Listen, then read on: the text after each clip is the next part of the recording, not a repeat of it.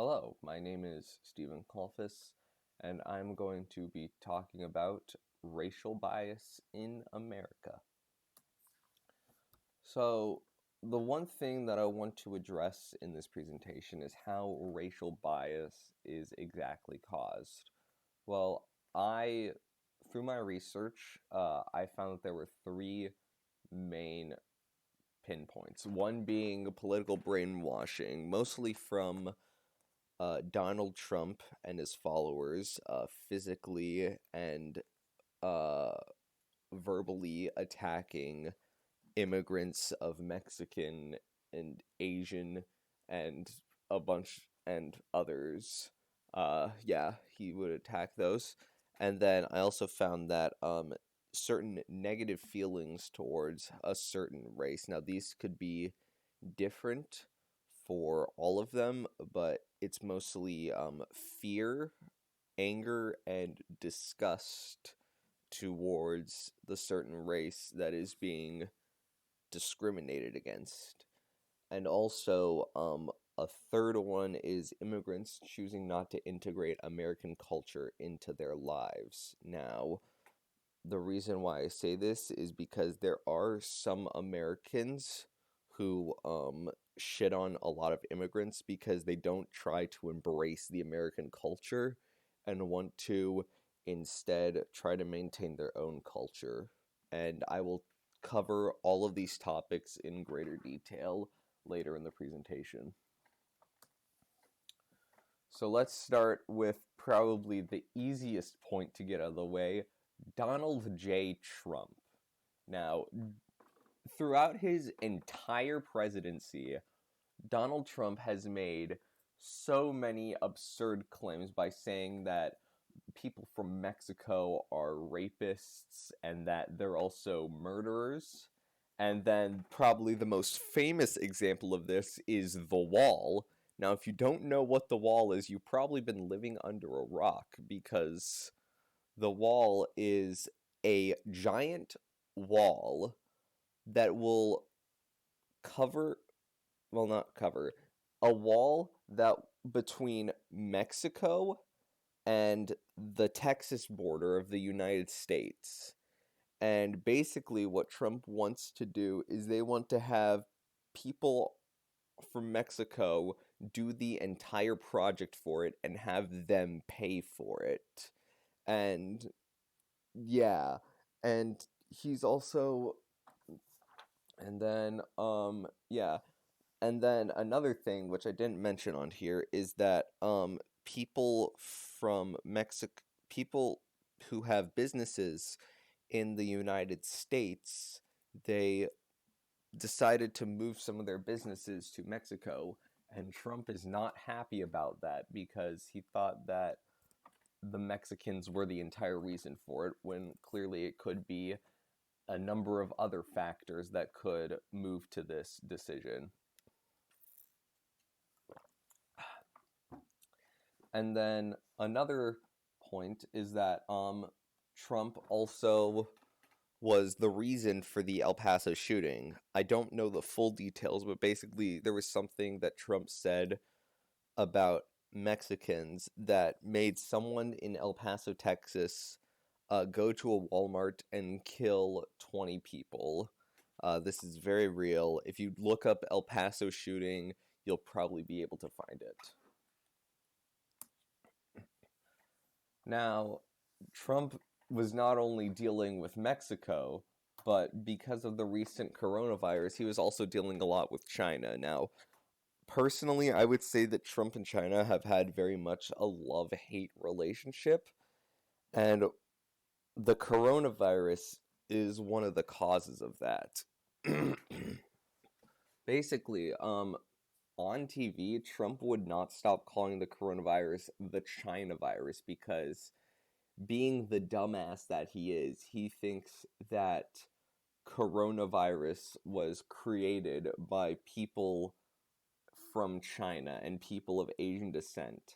And so he got the hashtag Chinese virus trending on Twitter, and this spread like wildfire with all of his supporters because there were like 775,000 people who have bias against Asian American people, and they also use these hashtags in um, Asian American hate tweets.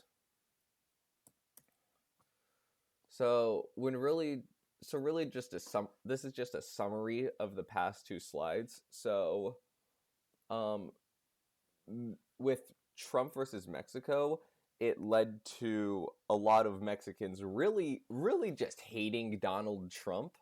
And yeah, it also really led to a mass homicide because Trump is just a bad person and he doesn't think things through enough.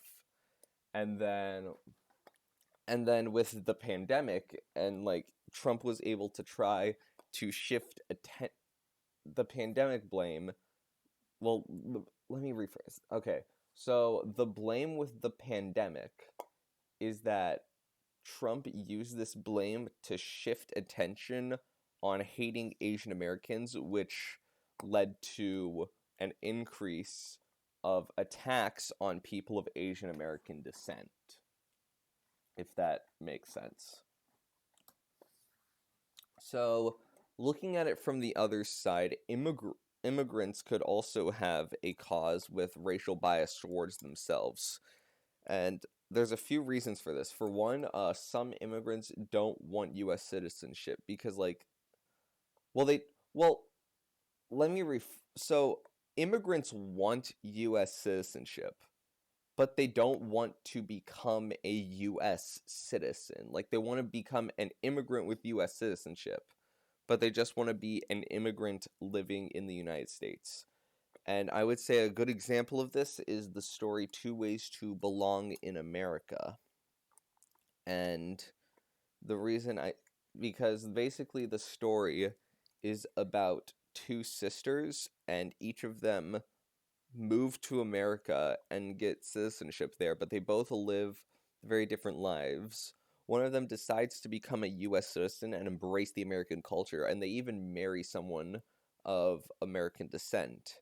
And the other sister, they get immigrant citizenship, and they decide to embrace the culture of their home country, and they marry someone who's of the same descent as them, that being Indian.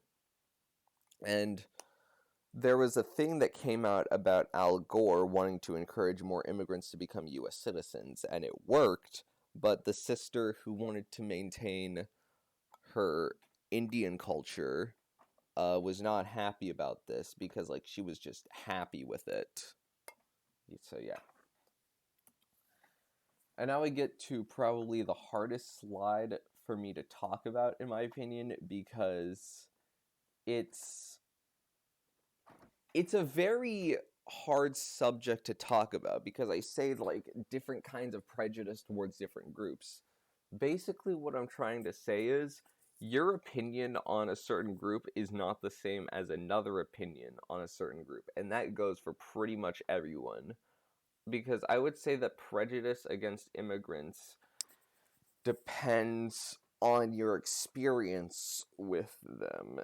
And I also said, like, the causes of prejudice, but, like, there aren't really many causes toward it other than your experience with it. And I'll give, and, like, for this next slide, I'm just gonna give a good analogy that is really good for describing discrimination versus prejudice. Let's say that you and your friends are sitting at a lunch table, and there's a kid that comes over to your lunch table that you're not really that fond of.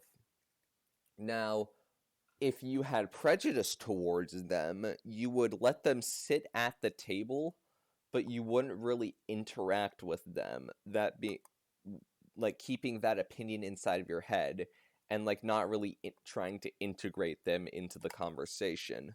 While if you were discriminatory, you would refuse to let them sit at your lunch table because he's an outsider and he doesn't really fit in to the group that you've created.